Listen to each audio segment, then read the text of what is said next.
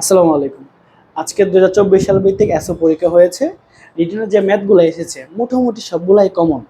এর মধ্যে একটা খুবই কমন একটা ম্যাথ সবসময় এসে থাকে, যে বোর্ড অ্যান্ড স্ট্রিমের যে ম্যাথগুলো। একটা ম্যাথ আজকেও আসছে, মোটামুটি সহজ ম্যাথ। তারপরেও আজকে এই ম্যাথটা আপনাদেরকে আমি সমাধান করে দিচ্ছি। কিছু ক্লু আছে এখানে, এগুলো শিখে রাখতে হবে। প্রথমে আসুন ম্যাথটা পড়ি। The speed of a boat in still water, একটু মনে রাখবেন, still water 10 kilometre per hour.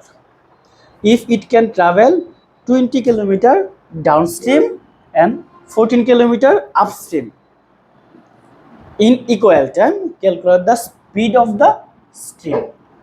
এই যে আমি দাগগুলো দিয়েছি একটু খেয়াল করেন।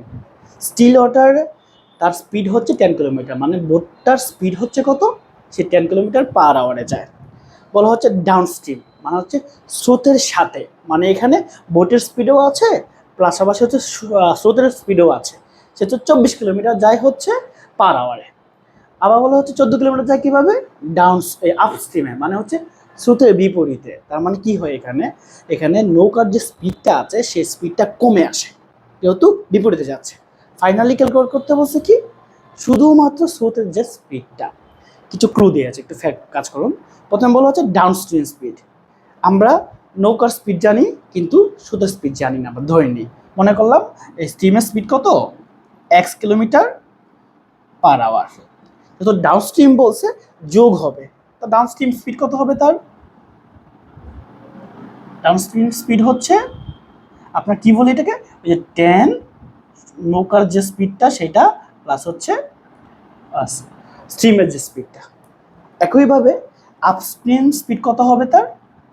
তার হবে হচ্ছে, যেহেতু আপস্ট্রিম বিপরীতে যাচ্ছে মানে কমে আসতেছে, আমরা এটা হচ্ছে 10 মাইনাস এক্স, কমে আসতেছে। এখন আসুন খেয়াল করুন, এখানে একটা ক্লু দেওয়া আছে। বলা হচ্ছে যে এই যে ডাউনস্ট্রিম এবং আপস্ট্রিমের সময়টা সেম। সময় কিভাবে হয়?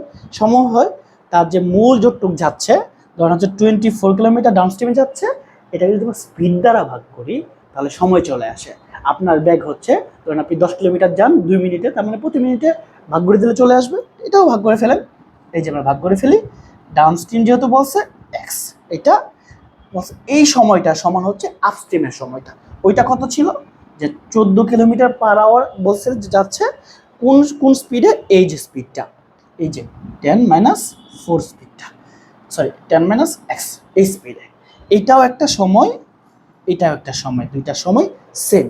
এখন এখান থেকে যদি আমরা ক্যালকুলেশন করে থাকি, তখন এটা যদি আমরা আড়াআড়ি গুণ করি, চলে আসবে হচ্ছে 14, 10 প্লাস এক্স ইকুয়াল টু 24 চলে যাবে 10 মাইনাস এক্স। এটা যদি আমরা ক্যালকুলেশন করি, আমাদের মান আসবে হচ্ছে এক্স ইকুয়াল টু 50/19।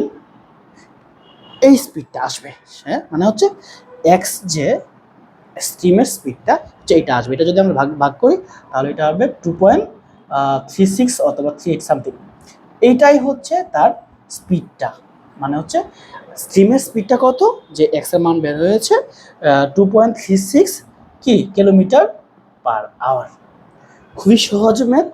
আপনারা হচ্ছে মনে রাখবেন, বড় যে কোনো ম্যাথ আসলে আগে আপনার ম্যাথগুলোকে ছোটো ছোটোভাবে ভাঙতে হবে, কারণ আপনি কিন্তু জানেন না, ছোটো পার্টগুলো জানেন, তো বড় ম্যাথ দেখে আপনি কনফিউজ হয়ে যান। খুবই সহজ ম্যাথ।